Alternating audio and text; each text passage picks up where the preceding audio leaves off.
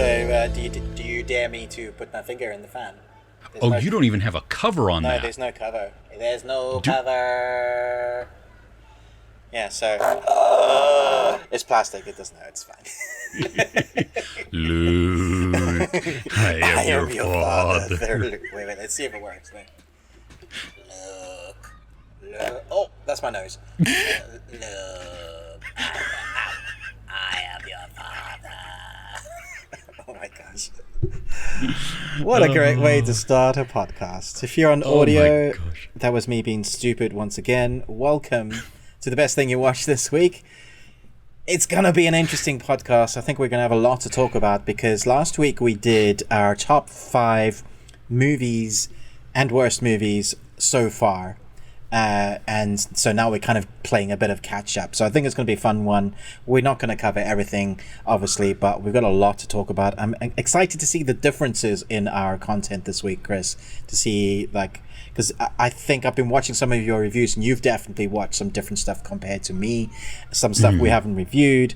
So it'll be nice, fresh content. So I really hope you enjoy this. If this is your first time finding us, we've been doing this for a while now, a couple of years, and I think we've got a good rhythm. But basically what we do is we talk about the best things that we watch, from movies to TV series to games, books, you know, depending on what's kind of grabbed our attention in entertainment, this sort of medium.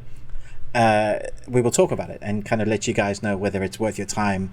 And then if it's not worth your time, in our audio exclusive side, we would talk about one that didn't quite grab us, or maybe was poo. And we also do an original review of a film we actually haven't seen maybe 10 years or never seen. It might be a first time watch, which is what we try and go for. That's in the audio exclusive, along with entertainment news. And as I dry out my throat, what else do we do in that audio segment? We talk about things that we are looking forward to in the coming week to just put on your calendar, you know, make sure that you're up to date on your watch list if there's anything that bubbles up.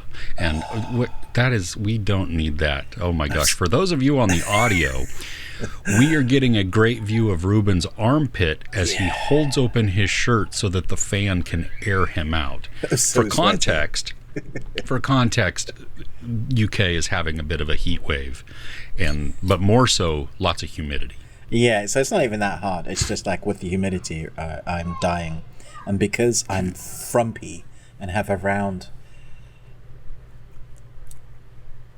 disposition, I feel the heat more than those that are vertically challenged. That doesn't quite work. No, that didn't work at all. Horizontally challenged. Okay. Yes. Yeah. Anywho, who won the competition for last week? Did anybody guess? Yes. And okay, so Red Comet and Tara Briscoe got 2 out of the 3. Oh. But the funny thing is, the middle one that they both got wrong were the correct characters in just not the right movie. Oh, interesting. And then Nostromo knew the right answer for all of them, but only gave the answer for the middle one. Chris Retzlaff was the one that gave all 3. So take that what you will. Congratulations to all of you. So nice. The movies, the answers was Heat, Manhunter, and Last of the Mohicans. I wasn't getting Manhunter. I don't even know if I've seen it. Oh, really? Yeah. Ooh, that might be one that we watch in the coming weeks. Okay. Because it's been a long time since I've seen it. But the common tie, the theme for that one was Michael Mann movies. Yes. Yeah. I did not realize that Michael Mann had done Last of the Mohicans. No.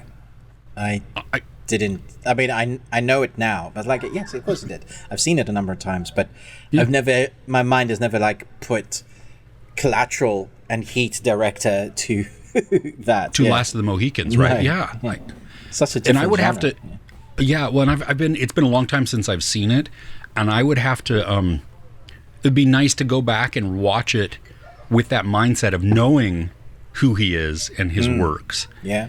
And seeing what similarities in his storytelling and filming are. Does he carry those over even though it's a different type of genre? Yeah, I just remember being sad. It's a sad movie. Yeah. And I don't believe they used... Well, no, there was like West Studi, I think, in there, but Native Americans were mostly... Yeah, if you were to redo it with our...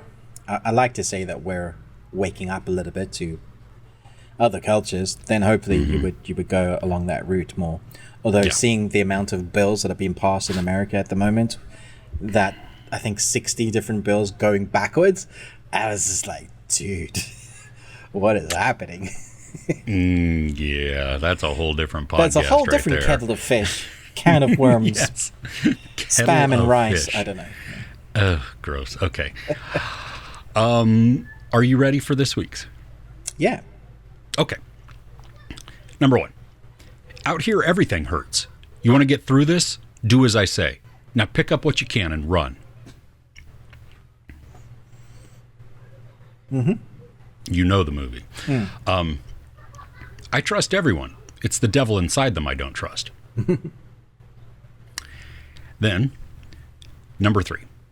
So whenever I was down, I would just escape into my mind, to my other life, where I was someone else. It made me happy to think all these people just didn't know yet who I was going to be. But one day they'll see. Interesting. Okay. There is a theme, just to let everybody know. So, there you go. Let us know in the comments. We will give you a shout out. Next week, Ruben, question? Yes. Okay. I'm just reminding myself what the question is. Okay. Yeah, this is quite good. I guess I'll ask the two because okay. So my first question, it's a double one, is what band would you take with you on a desert island? What one band? Okay. And the second one is time traveling. So if you were given a one-way trip one time to time travel back into the past, but it was to fix something, what would you change? Okay, so clarification on that. You say one way. That doesn't mean I don't get to come back? Okay, you can come back. Oh, okay. It's a one trip, though. One trip. I can go to one. Oh, gosh. So the first one's easy, yellow card. It would be rude of me to trap them on a desert island with me, but they are my favorite band, and so there you go. Nice. Time traveling, what would I go back? Man, I almost want to say I would want to try and do something just personal, so that it's a ideally less of a large scale change to the world. Effect, the butterfly effect would be different. But depending on how far you go back, if we're talking about this type of timeline, because there's many different ideas of what would happen. So whatever your theory is, if we're talking about you touch something and then the butterfly effect happens, that version. Mm-hmm. If you change something in your personal past, do your kids get born? Do you meet your wife? See, I wouldn't go that far back. My kids would already have been born. Okay. So yeah, it would just be. Which would be interesting, though, to see but I'd never know then because would I know? That's another question. Will I remember how things were and now that they're different, or do I not? Because nobody else would, because it's their original memory. Yeah. That's the confusing thing about time travel. But yeah, okay, what about you? Who would you? Yeah, it's a tough one. Between Bon Jovi and Muse. Who were the guys that did the score for Tron? Daft Punk? Yeah. Yeah, maybe them. I think they're my favorites. Or just like, I said band, but I'd be like a composer. Hans Zimmer or John Williams. They can just compose while I'm walking around, and they can play their instruments. Use the orchestra. Sorry guys, you're here with me on this island now. Can you play my favorite like indie movie and Trapped in Time with me? Talking about time traveling, I don't think I would. I just wouldn't use. Just wouldn't do it, huh? No. Yeah. As much as there are things in my past that I would love to stop me from doing, and like the stupid crap that you get up to in your life, if I change one of those things, that would mean probably that it didn't end up being where I am with, and I'd be too worried that I would change. Could be for the better, I don't know, but it could be for the way worse. Big risk there. Yeah, it is massive. Yeah. So let us know, would you go back and kill Hitler? Would you go back and stop the atomic bomb from ever being created? Or would you do something personal like Chris? The lottery numbers. That's, yeah. Sword, that's... the almanac in Back to the Future. Your kids, Scott. They're out of control. All right, let's get into the best thing we watched this week. Cool. You want to go first? Okay. Oh. Yeah. I think you have more than me. I think I do. Yeah, you start. You go for it. Okay. All right. The Flash. I'll start with The Flash. Okay. We are going to talk spoilers in our Patreon this week.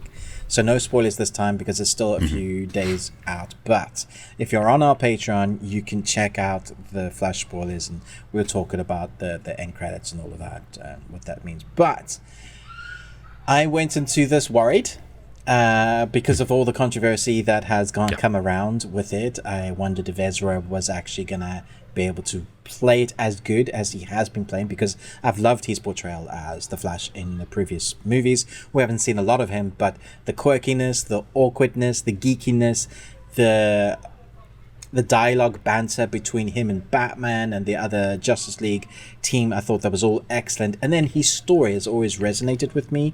The continuous story of his father in jail, from accused from something that he didn't do, from killing the mother, which he didn't do. They both know, but they can't prove it.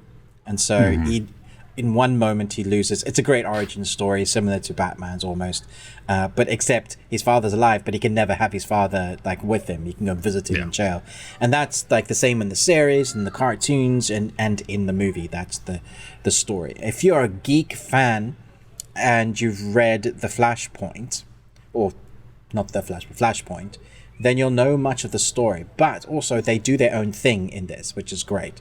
So you have Flashpoint. That's the basis of the story that they pull from. But here we get just the ultimate geek joy fest. And it does feel like there's a bit of a trend coming now, where we've had Spider-Man and we had, I think it's fine to talk spoilers there, where we bring in all the other Spider-Men. And it was so great to see Tobey Maguire and Andrew Garfield. I loved it. But I also, that there is a sort of shock value. Now this film is great because we have these characters. It depends on how you use them. And I think they were used great to further story and plot in Spider-Man. Here, we have the same thing. If you've seen the trailer, it's not a spoiler to say Michael Keaton is in it as Batman. And also the beginning, can I say like... Yeah, I think I can say the Bat flick. We get to see Ben Affleck as Batman because that's the normal timeline we start in. I wish we had that Batman, that version of Batfleck doing a movie with the suit by the same director, because the scenes we get from him are so good. There's a moment when there's like an action sequence where he's like behind a car and he's like being tagged along, and it's just awesome. Like the cape and the flying. It's like, this is what I wanted to see from a Batman movie the whole time. I like Christopher Nolan, but he gets very dark and broody. This is the Batman I wanted to watch. I still have that origin, but just the fun of everything we know Batman can do. And like it was almost sad in a way watching those moments, because like, damn it, because this is what we could have had this whole time. Come on. And then I was worried about the inclusion of Kara, the Supergirl, Superman's cousin. And without spoiling, obviously you've seen her in the trailers, but I thought, again, that was an excellent dark storyline, where she comes from, her origins, all of that was brilliant. Like, just another layer of making me care for characters until we get to the big explosion action sequences. So it's interesting that we have some content with the Batman, which is great. We have some content with the Supergirl, which is great. But it is still really Flash's story. There's a lot in there that's Flash. Predictable in places, especially if you've read Flashpoint. I didn't care. Sure. I thought the balance was interesting when we get multiple Flash. What they do with that, the dialogue, the character development, the banter, having to one Flash that knows stuff, one Flash that doesn't, seeing how those worlds collide, I thought was a very interesting way to go, and really a lot of fun. So by the time we get to that end, I was just like, man, this is fun. I liked this movie way more than I thought I was going to. I, like you, was a little worried, actually a lot worried, going in. And some of my favorite moments were the interactions between Barry and Barry. Yeah. Because you have Barry, I think, 10 years older than Barry in the past. And, so one without powers, knows nothing about this, one that has all of this knowledge and wisdom from what happens. And those conversations, I mean, almost like younger Barry's a moron, but he's not totally. He's just naive, and he's just a little ignorant of what... There's also a lightness to him, isn't there? Which I thought was interesting, because you see how his life has changed. Yeah, it really is. And then you get kind of a like a Shazam moment when young Barry finally gets his powers. And seeing that, because I think that's that's a natural thing that we don't always see with superheroes. Yeah, when it's totally, it's what I would do. Like, wait a minute, I can do this. See ya. Yeah, and so many laughable moments within there that just, it was great. I liked Kara a lot too, or Kara. I thought that was great. Dark, brooding. Would love a film arc with her. Actually, I would love a film with her. Actually, I think she's excellent. Yeah. I gotta talk about the special effects. They were the special effects when they were in the time zone looked unfinished. Dude, I told my sons, and my oldest son, because my youngest went with me, but to the screening. But I told him that it was on par with Scorpion King. Dude, I don't think that's a bit harsh. Come on. No, come on. That's so bad. Do you remember how bad the Scorpion was? Yeah, I do. And think about it. These were horrendous. I mean, it was like they were trying to do deep fake AI stuff versus just taking stills from the scenes they've already shot. I don't know what the thinking was, because it was like we were just seeing moments, and so they thought that they could just get away with, like, so that's where my mind was going, was like, okay, but it's just flashing by, but it did really look like computer generated stuff. Whereas, like you mentioned, you could have literally, and they had those actors, they could have totally just had a few seconds of, wouldn't have taken much. It's a weird decision for sure. Yeah. I did love, though, when he goes fast, that was outstanding. The zooming and which at the beginning, that was just hilarious to watch him get ready to do stuff. But I liked that, and I liked when we got to see, as he runs and as he's fast, and then especially later in the movie when he runs and other Barry is like, "What are you doing?" They're in yeah, hilarious. Like, you've never seen him do the pose, the run pose. Yeah, exactly. Yeah. So it was so outside of the special effects, which I thought they were very mixed. Some were outstanding, some were ugh, gosh, please stop. And even like Anthony Machete came out and was like, no, that was supposed to be like that way. Yeah, I don't think so. I don't think that's, no. It didn't bother me like it bothered you.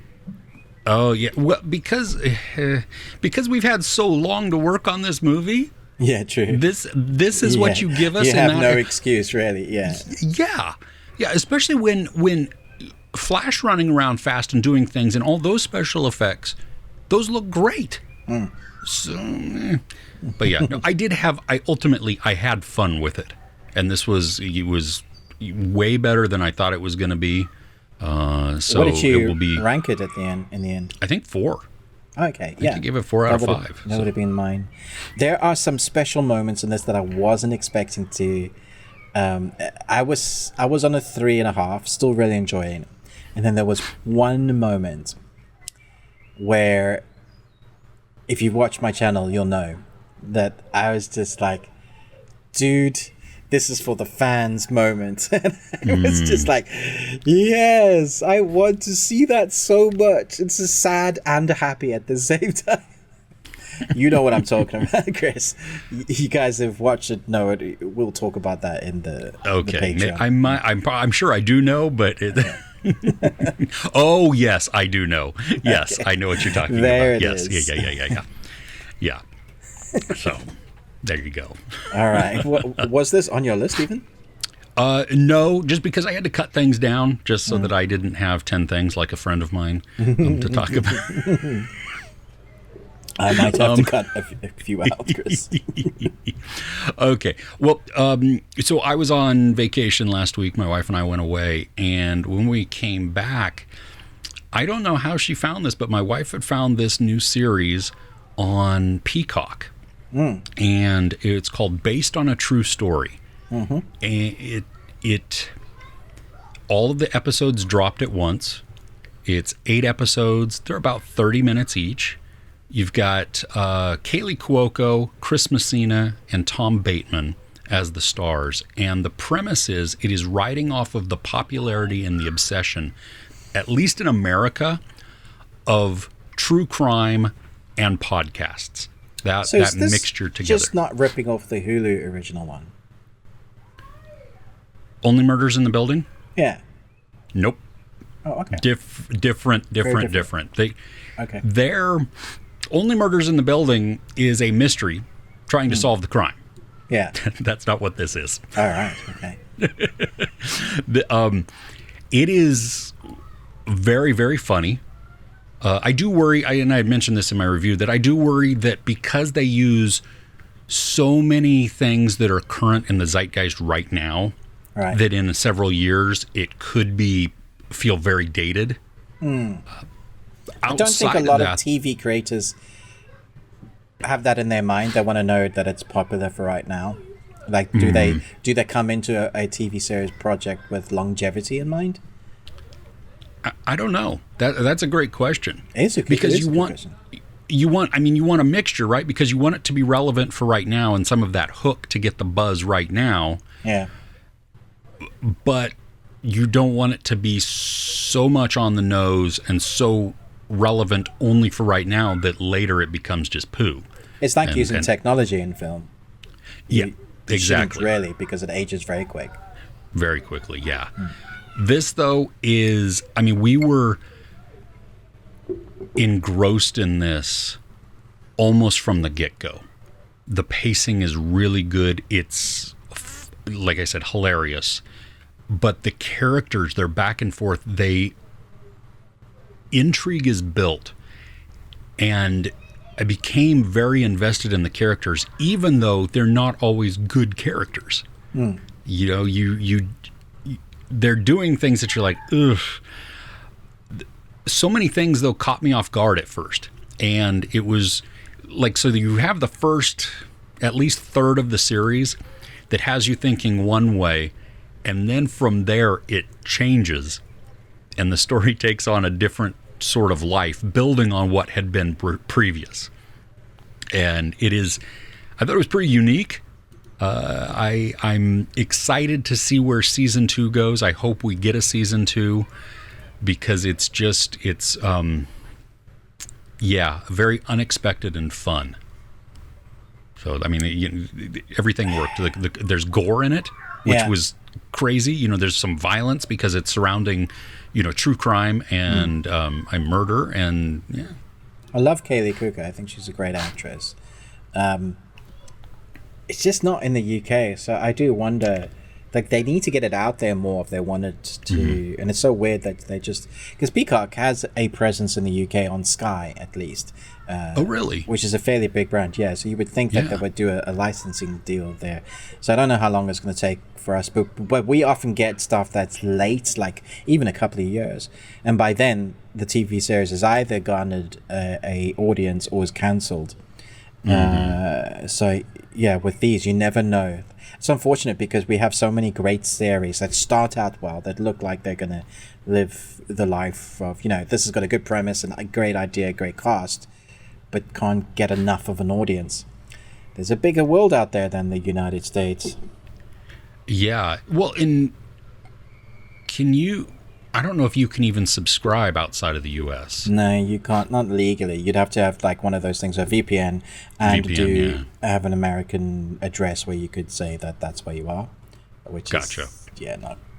I think that's past the gray area. Well, some of us did watch the third season of Dairy Girls early because it was airing in the UK before it was airing in the US. I don't know who that was, but okay. So what's next on your list? Right. Okay. So my wife's away. She's with her friend. She's relaxing. So here's me. Like I can't sleep well when she's away. So it's like 1 o'clock in the morning, and I'm like, I'm going to put something light on. I don't need to be watching zombies at this time of night or, some sort of scary thing. So I decided to put on one of my favorite episodic episodes. Whenever there's a new episode, it's nice to watch it. Like they're contained, but it's nice to watch it to get you in a really good mood to laugh. And what is it actually called? It's the Grand Tour Eurocrash. So I managed to watch half of it because I was really tired by then, and I watched the second half this morning.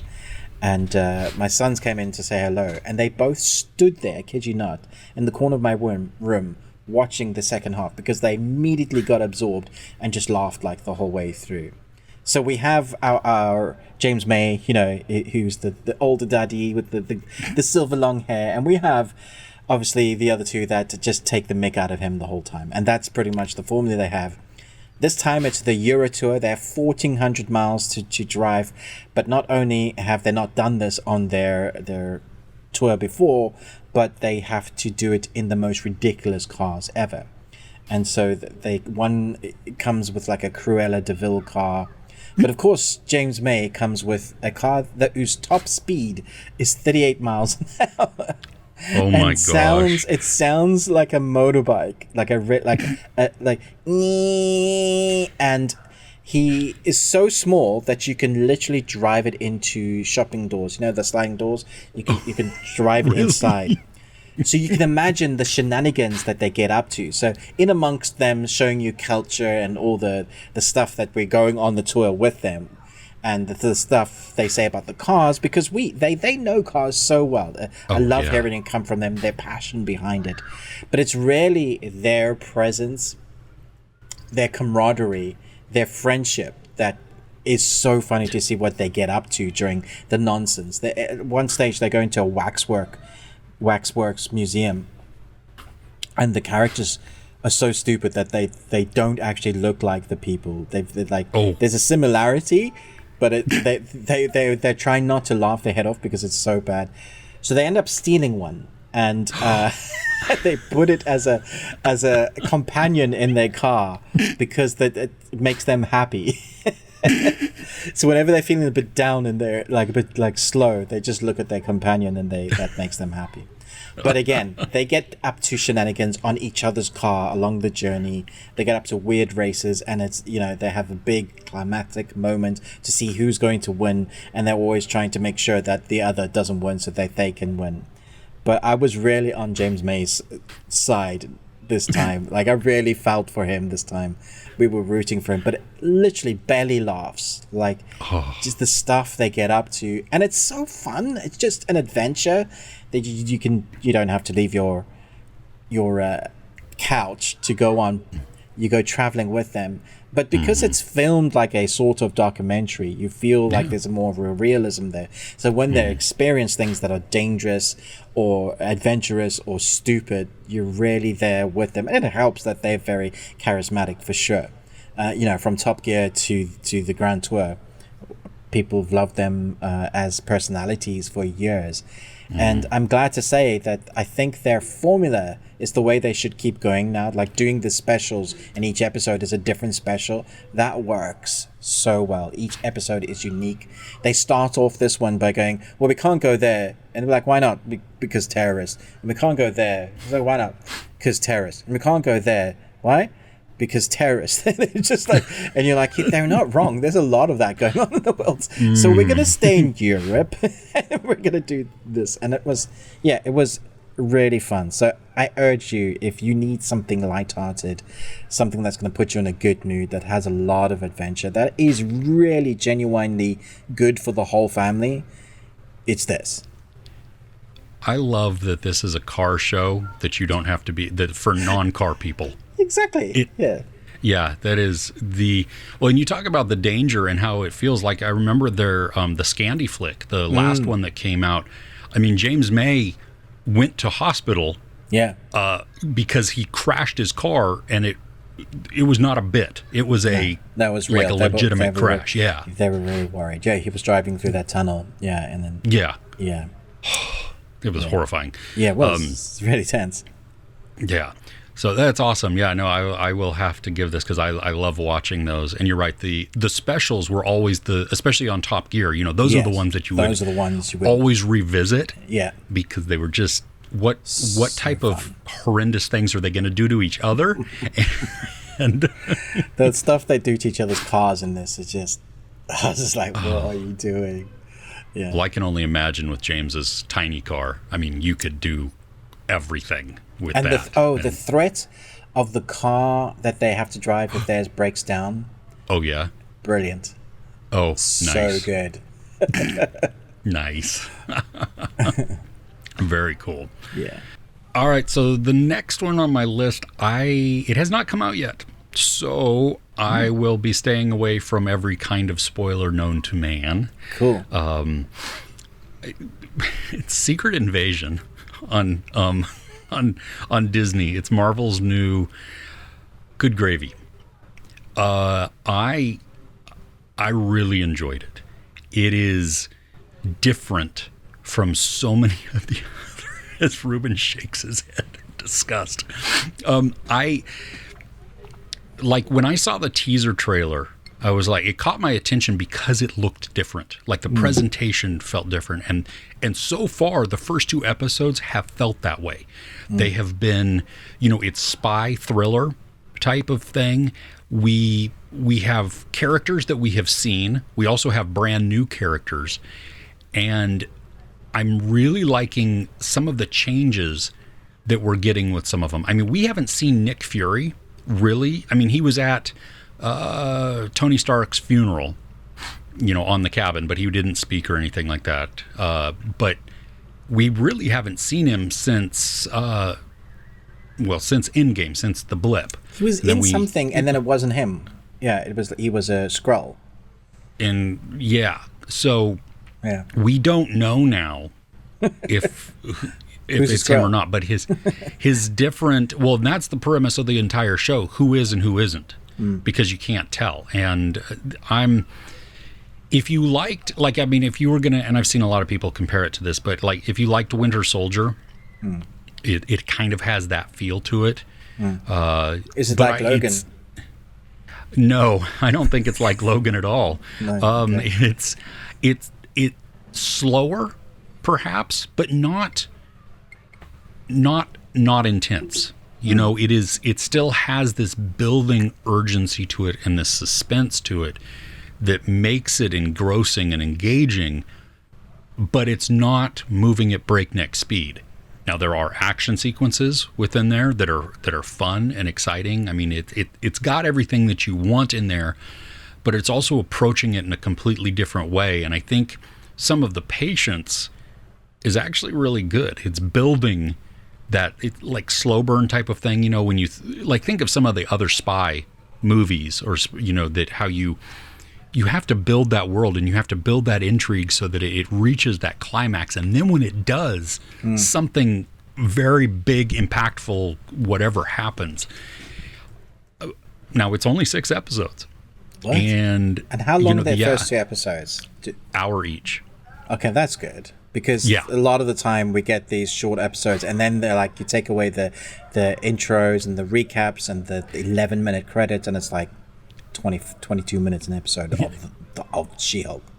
Yeah, there are. I mean, the end credits are long. I will give you that. You know, so there's that. But it was a lot of fun. I mean, it really was. It if you've been burnt out by Marvel stuff, which I totally get, and I've started to feel that way a little bit, this one feels different. Interesting. And now maybe that's going to change, and maybe it's going to fall into the same type of, you know, pattern, trap, whatever that the other ones have. But so far in the first 2 episodes, it started us off on a really great trajectory so that we care about the conflict that's building. We have Ben Mendelsohn, who we saw in Captain Marvel, which he's great at anyway, but to see him in this, he and Sam Jackson have some really good conversations back and forth. The Olivia Colman is a new addition to the cast. Emilia Clarke, Kingsley Ben-Adir, what's his name? Don Cheadle's back, nice. At least in one episode. So it's cool how all of these characters are being brought in, and they're building out the world, and it makes me very curious and mildly excited at the moment for, isn't there an Avengers movie like planned, something about Skrulls? Yeah, we can talk about when things are going to come out in our entertainment news section. Yeah, we will do that. yeah. But so anyway, that it while it's not like setting it up for that, it feels definitely good. Part Also, of that universe, though. Yeah, exactly. And I think like you don't even need to have seen Captain Marvel necessarily to get into this, because they give some background.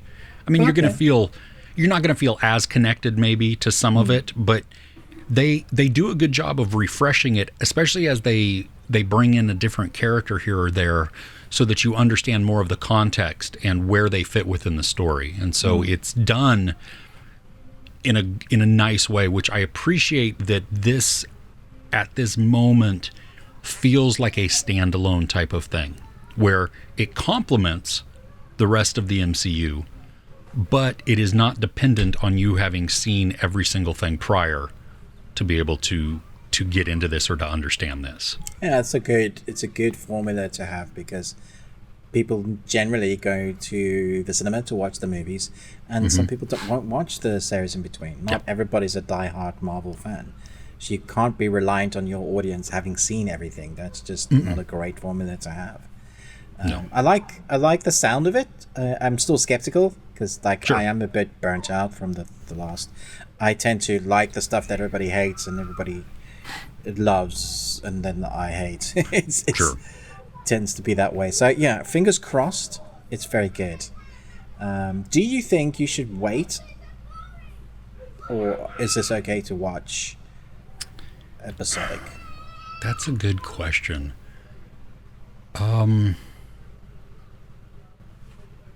Maybe watch the first episode, and see how it captures you. Do you like the tone of it? Do you like the look and the feel?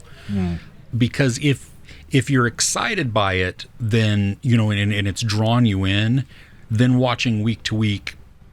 And I say this only having seen the first 2 episodes, so I don't know how the rest of them play out. But I think might be a good way to do it. If, though, you find it that it was, maybe it was just a little slow for me or something, then maybe skip every other week and do 2 at a time. That way. You know, I wish I had seen the entire thing so I could answer that better. Yeah. Because I did watch 1 and 2 back to back. So, yeah. Okay. Nice. So I'm going to go to a game review. Oh, this okay. time we've had a big release. Diablo 4 just came out. Okay. And what's interesting, one of the reasons why I wanted to talk about this is that it's actually very good. It's got an amazing story. It's one that fans have been waiting for a while. The cutscenes, oh my gosh, will make the the scenes from The Flash in their segments just look cheap. Because they did anyway. But I mean, like, this is a game, and they've come so long in the cutscenes.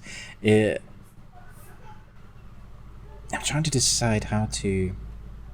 So the story of Diablo 4 takes place 50 years after the defeat of Malthael in Reaper of Souls, which was the DLC for the last game, and it introduces the player to a sanctuary still reeling from the fatal calamity, which is like the big storyline from 3.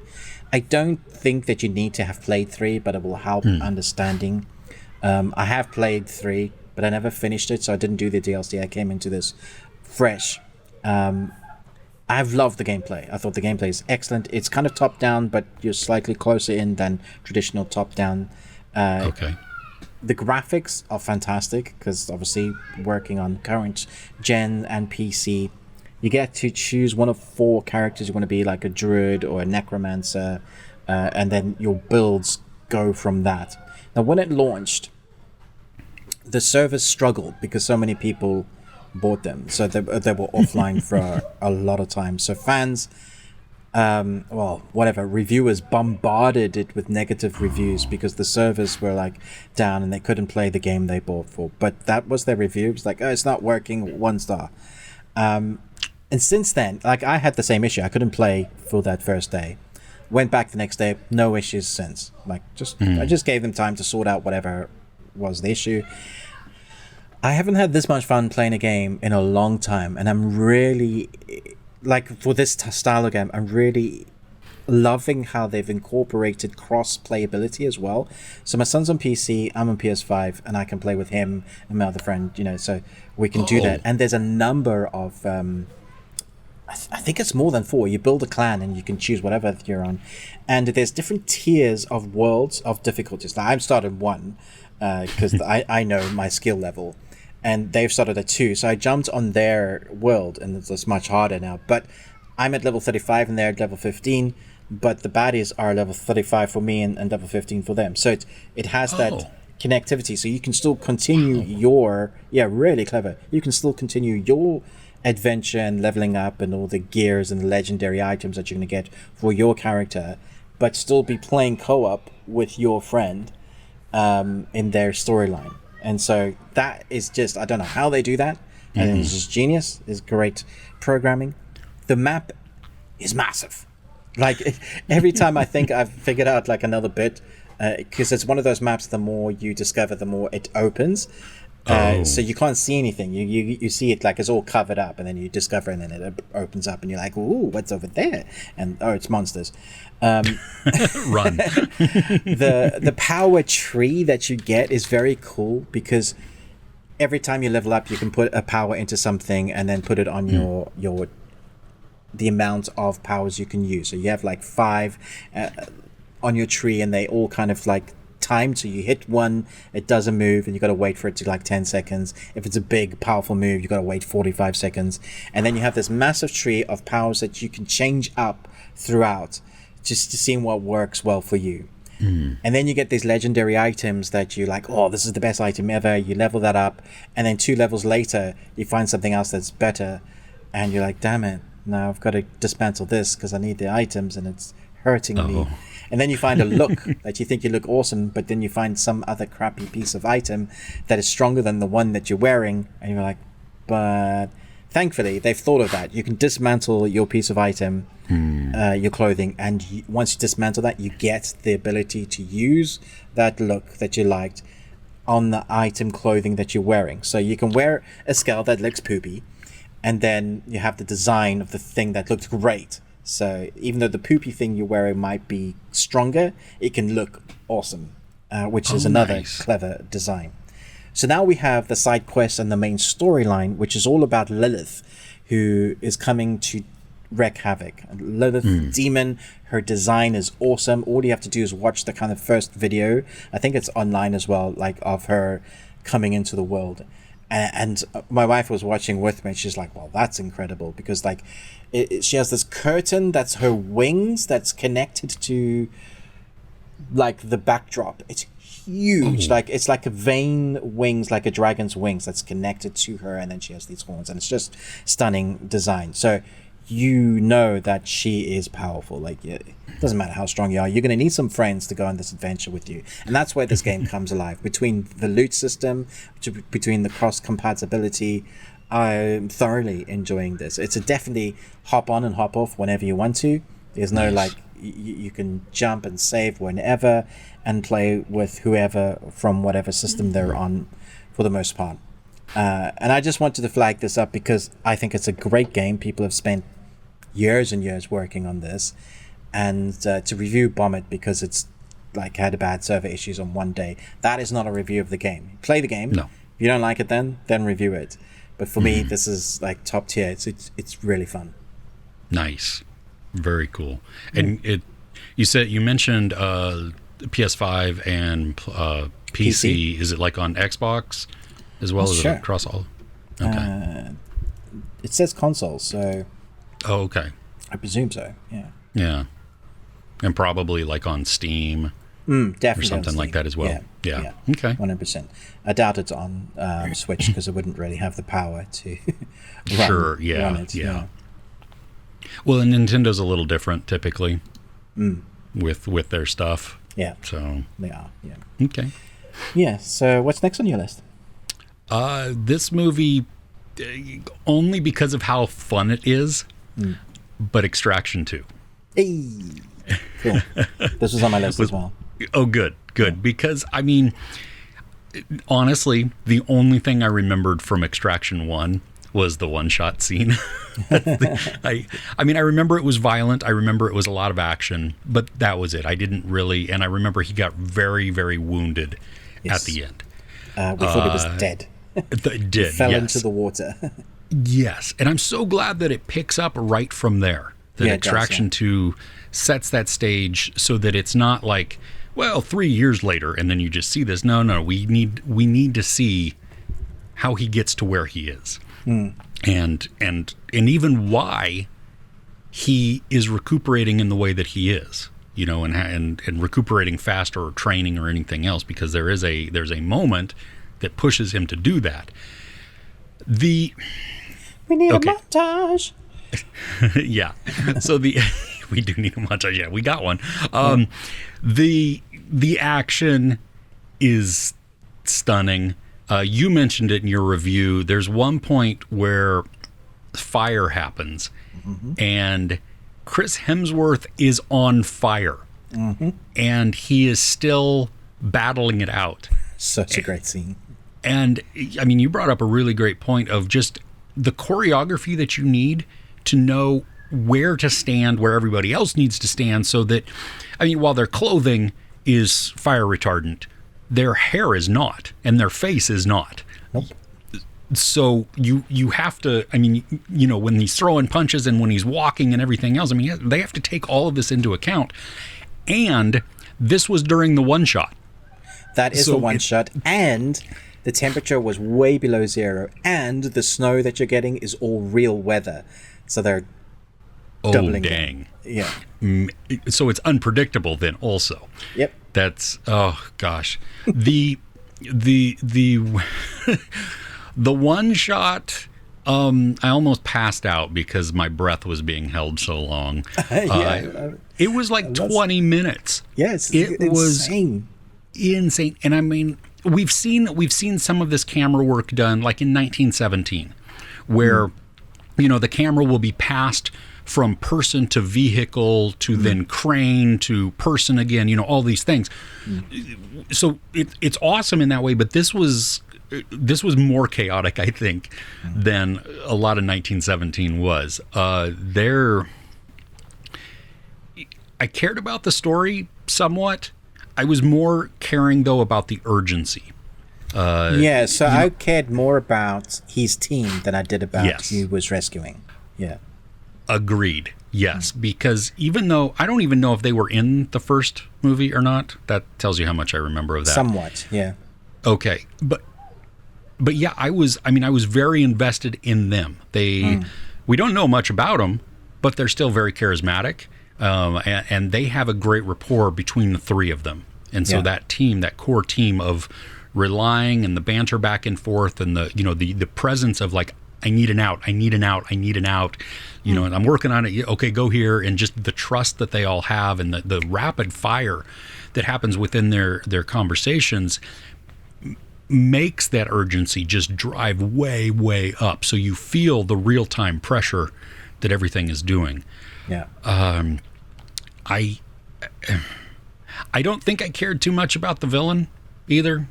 You know, I mean, I understood the villain, but it was kind of the weak point, I think, one of the weak points of the movie, just because, I mean, you just have bad guy, and I mean, I understand the impetus. There's a vengeance factor.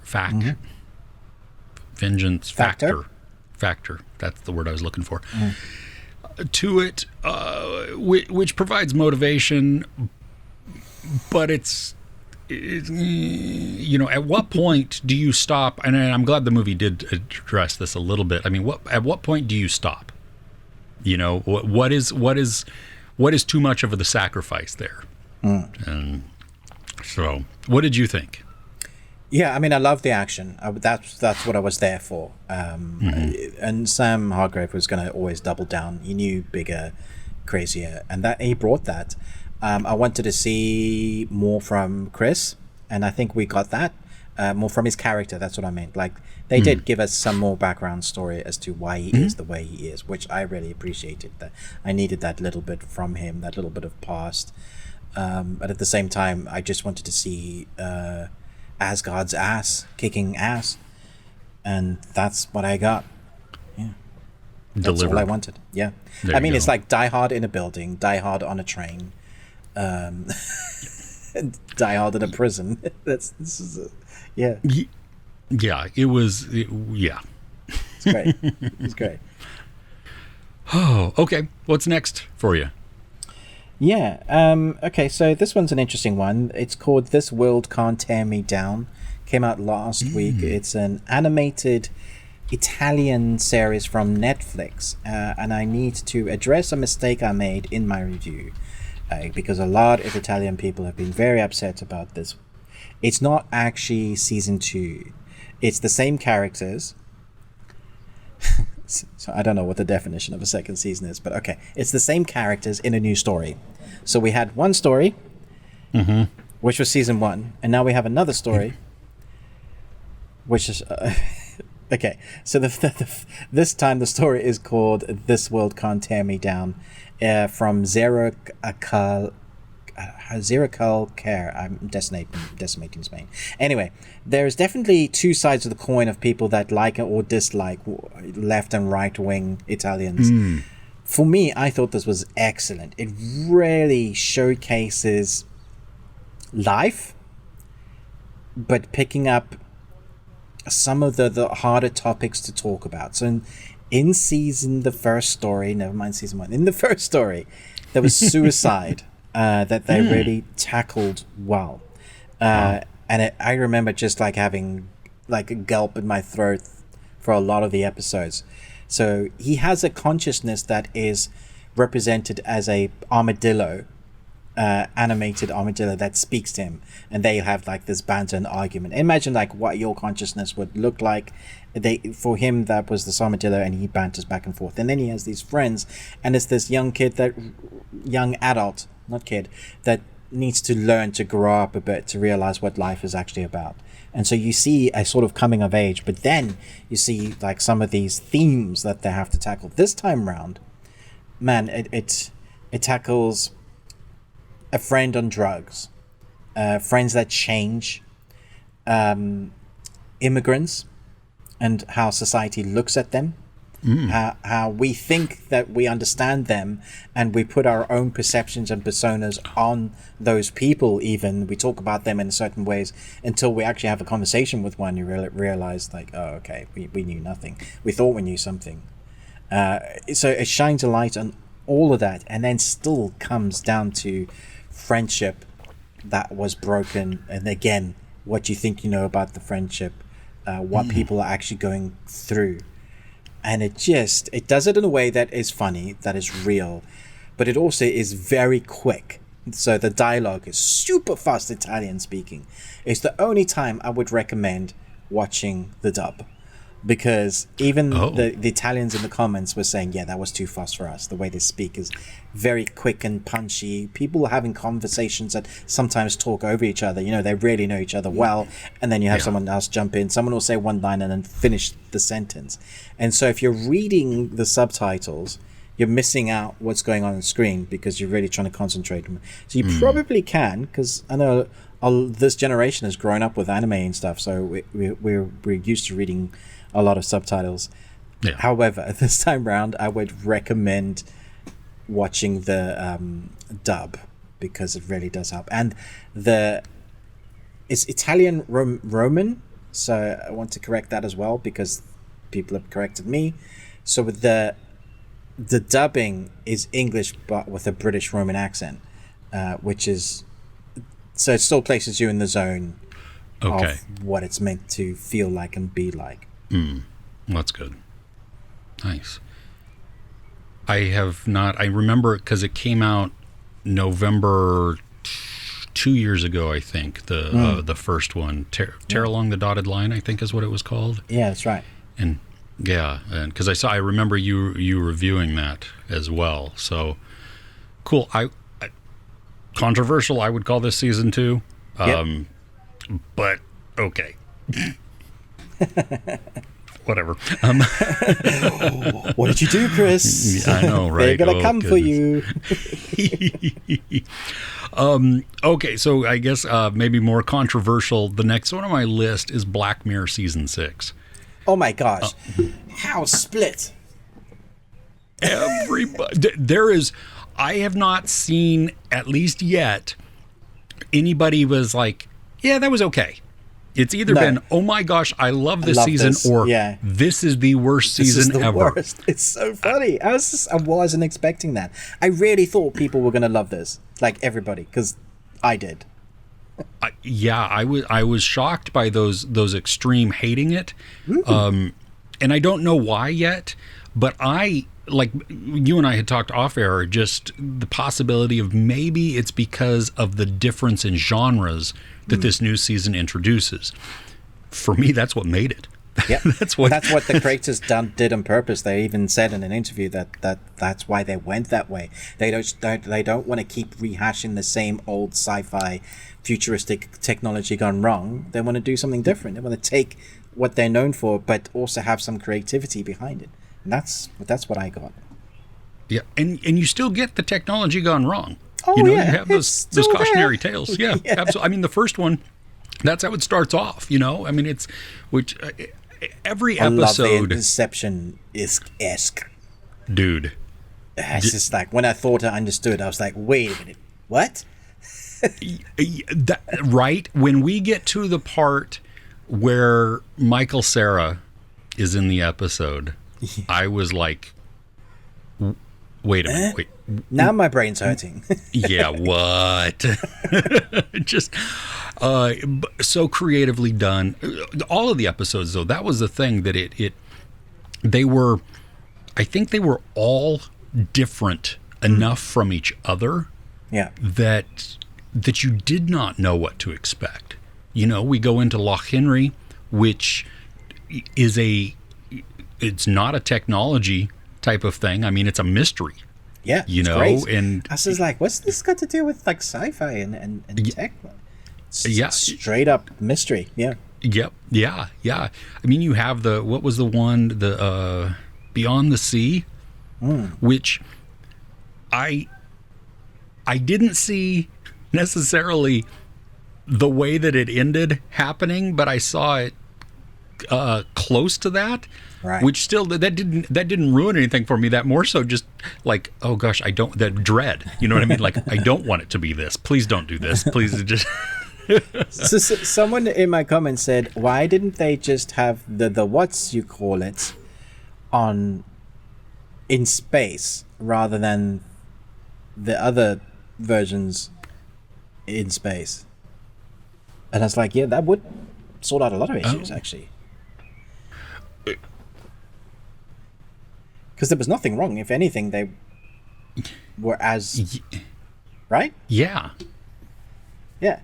Yeah, that's interesting. I had not thought about that, but yeah, that would have made total sense all right the there. issues. Yeah. Well, that's why they did it, because then there's no story. Yeah. There's no dilemma here. But this is a massive plot hole. I was just like, oh no. Okay. Yeah. Well, I mean, that was probably my least favorite out of all of the episodes, to be fair, but I didn't think of that part of it. That definitely, anyway. What I liked that they all caught me off guard, too. There's one episode that blew me away with the caught off guardness, the paparazzi episode. What's that called? Maisie Day. Which is crazy. Most of my comments, that's the one that people hated the most. Really? And that is my favorite out of all five. Yeah, because of how different it was. And surprisingly, it was the shortest one also. Yeah. Which, I mean, that had nothing to do with it, but it was just, I mean, it compressed the story compared to the other ones that had more time to play with. Yeah. Oh. What so Maisie Day was your favorite one? Maisie Day was my favorite. Also? And then the last one was my second favorite. By a different creative company, Demon 79. Oh, Demon 79. I loved it. I thought it was brilliant. Genius. And I really liked the ending. I thought, yeah, that kind of makes sense. Great finisher. Like, it's really hard to finish a story that's condensed, like a movie almost, but also finish it well. I wanted to. Oh, did your battery? Nope. Okay. For a second there, your camera stuck for a second. Yeah. I'm not going to say the movie that it's like, but this is how I wished another movie had been executed in this way. Okay. Because we had doubt all the way through. Oh yeah. You know. Yeah. And I loved what that brought up, because I'm in it for the ride, and at first I'm like, okay, but then I'm like, yeah, okay, I'll believe this. I'll go with this. And then there comes a point where it's like, oh, wait a minute, have I been duped? Yeah. It did feel like, but maybe not. Yeah, exactly. So, goodness. It's great.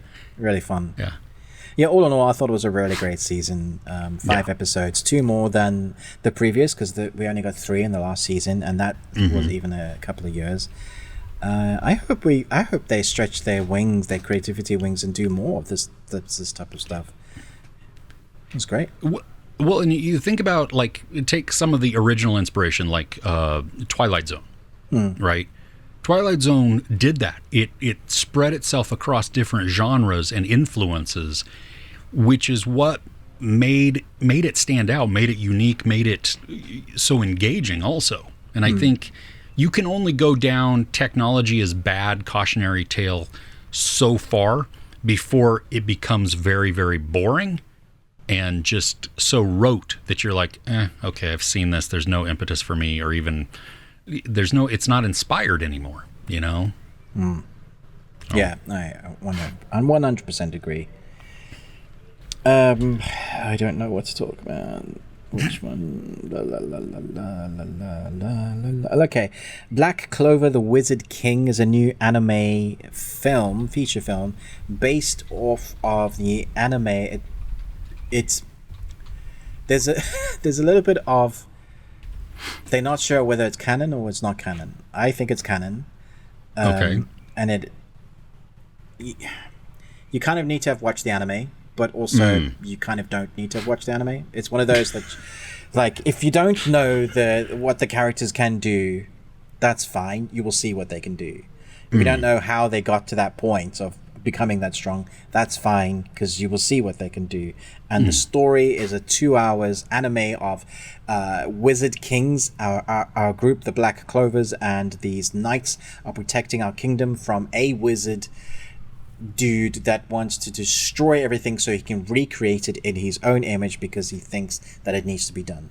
And at one stage, this is how the movie starts, the current Wizard King seals the bad guy in a little thingy because he has that sort of magic, and we think we're never going to see him again, but of course the series happens and he cracks open the seal and he comes and he starts his big calamity. Now it all starts in a stadium where we see our characters fighting each other to see who's going to be get a higher rank in, because that's how they work.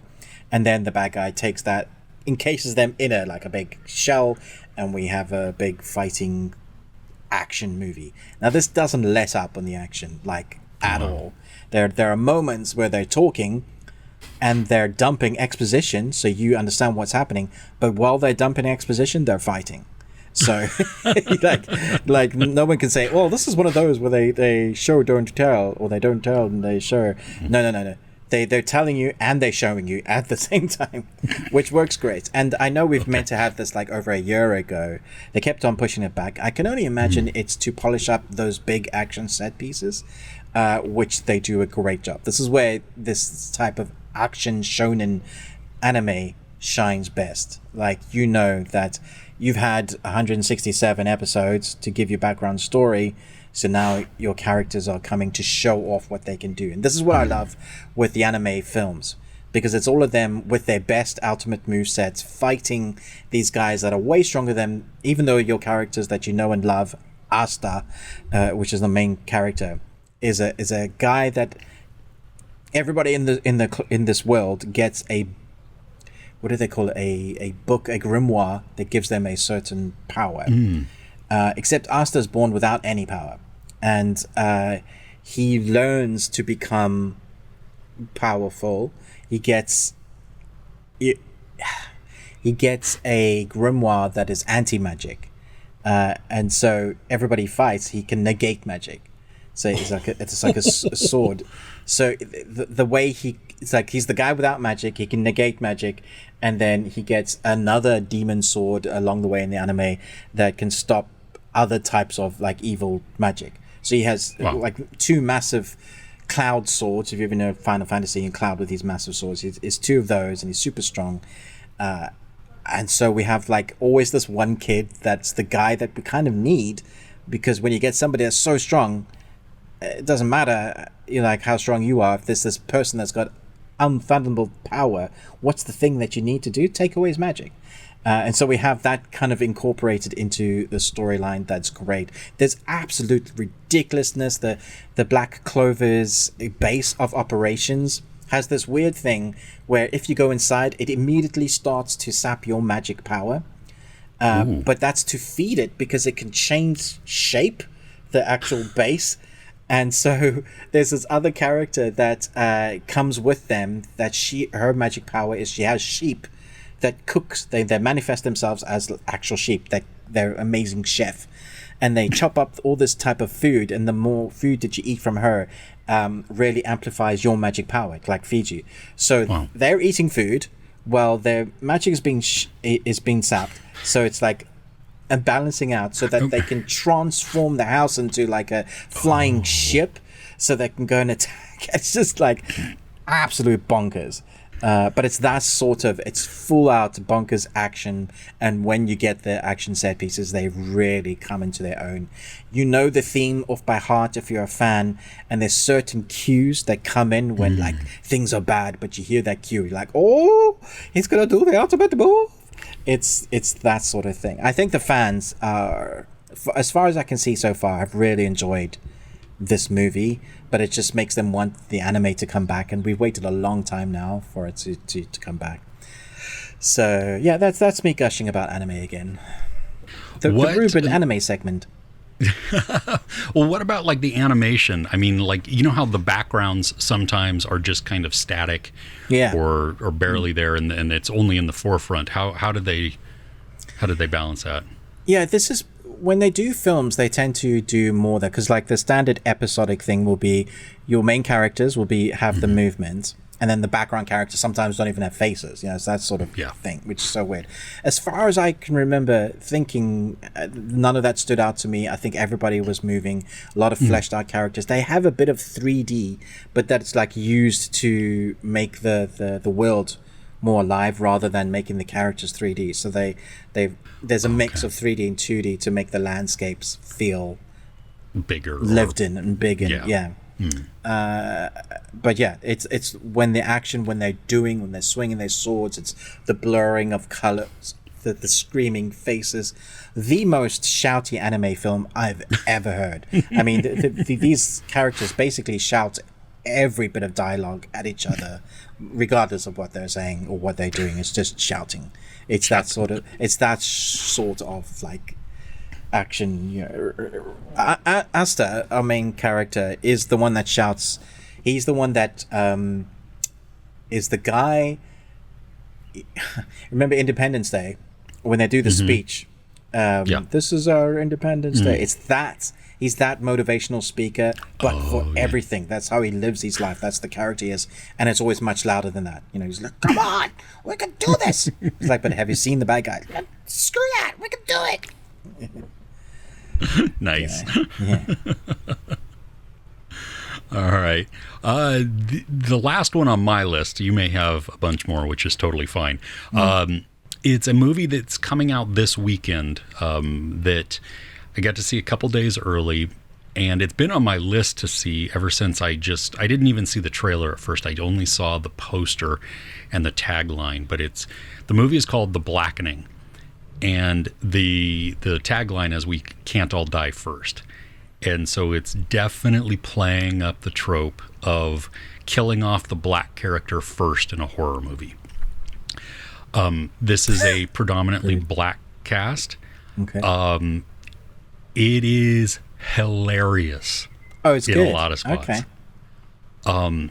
I was able to guess the twist, not necessarily the motivation for the twist, but the twist.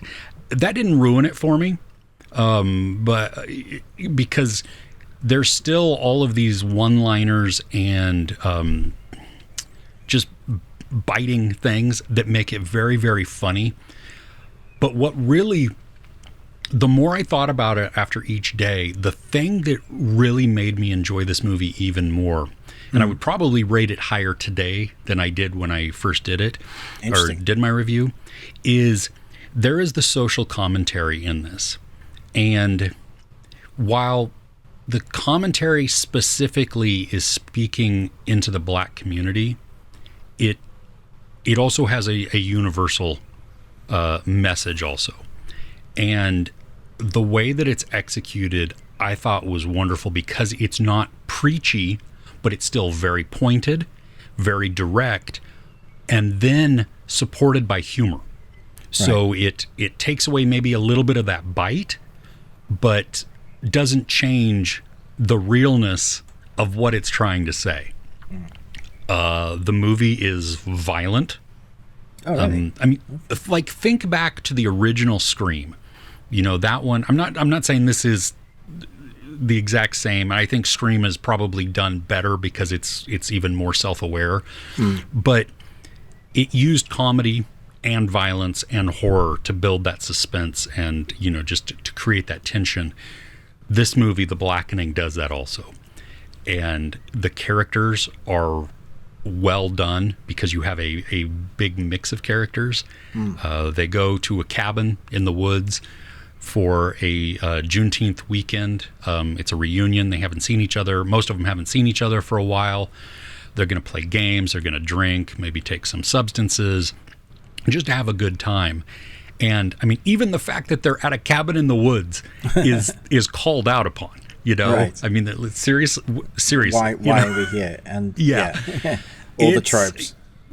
Exactly. Yeah. And they use it for so much fun. There is my biggest fear, and I had said this in my review, is that I'm afraid white audiences are going to avoid the movie because there's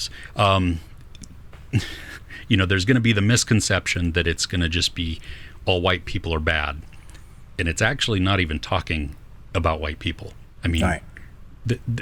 That is brought up in certain little aspects, but that's not the main point. That's not well, even the point. I'm glad you mentioned that, because there is a lot of content out there at the moment that is like white people bad. You see it, and white people can be bad, but it's nice to know that we aren't all bad. Well, yeah, and that's not even the movie. That's not the point, And I know also, because I am not qualified as an old white man to talk about certain things, but I know there are cultural references. There are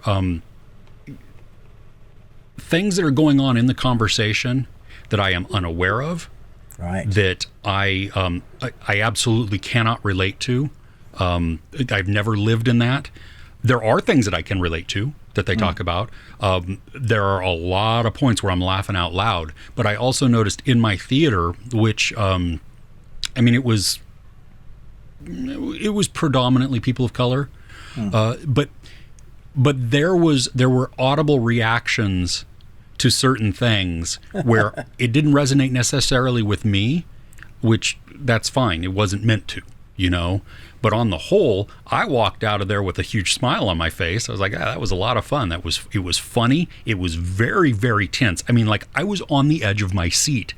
The suspense, and this is even after thinking that I was sure at what the twist was, Right. Okay. And still, like, oh, that's clever. Okay. Yeah, I had a lot of fun. It did not outstay its welcome by any means. I think it was like hour and 39 minutes or something. Oh, that is short. Okay. Yeah, it used the time well. It jumps right into it. We get enough establishment of characters to understand who they are and their dynamics. I think if this is playing near you, definitely give this a watch, because if you... Oh, that's unfortunate. We won't get to see it until the 25th. Let me double check that. Of June or July? Of August. Are you freaking kidding me? No. August? That is a crime. Yeah. Dude, that... We good live luck in the dark avoiding ages, spoilers with that. It'll probably be out on digital by then. Then. Or even 4K. Yeah. Yeah. That's unfortunate, because this is a fun one, and I know that you enjoy horror and comedy. I do. That's almost my favorite genre. Yeah. Yeah. So this one works it really well. Yeah. Okay. I'm sorry that you have to wait. I am too. 2 more months from when we're recording this. This is that's stupid. Have you seen Bloodhounds yet? No, I have not. God damn it, Chris. Is it good? It's so good. It's so good. It's so brutal. Dude. What's it about? Because I didn't even watch a trailer or anything. Okay, so there are 2 boxers, the sport of physical boxing. Pugilists. Pugilists? I don't know. What? Fighters? All right.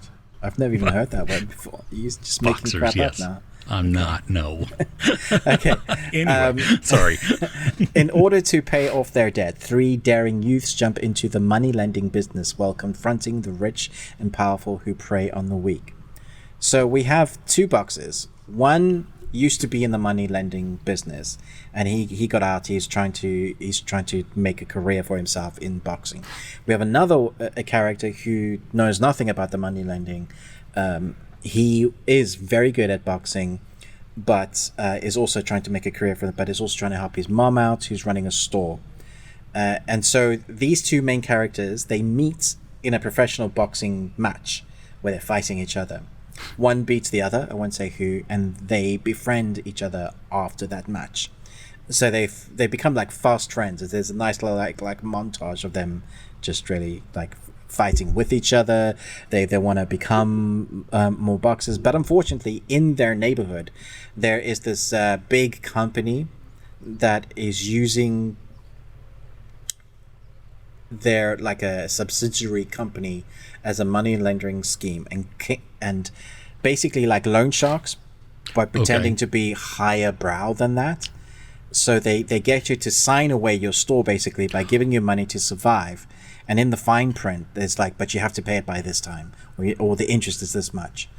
And so all these old people that are like signing away their stores and stuff don't know that. And one of them, of course, is the kid's mother's store.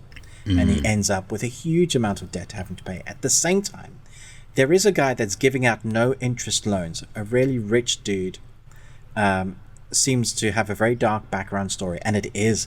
And the way the story connects all of these characters' stories, by the time you get to the end, you are so down for the characters. You're in love with the characters. The fighting, hand-to-hand combat, is a mixture of fast-paced boxing, like our two characters fighting guys with machetes, poles, you name it, and they're boxing. And it's the way they show the fighting sequence. Like at one stage, I think they're fighting 30 brutes in a like underground sort of car park space, or like a tunnel. They have another young lady that joins them. I like her character, that works for this no interest loan guy. And she fights with like a knife and a pole.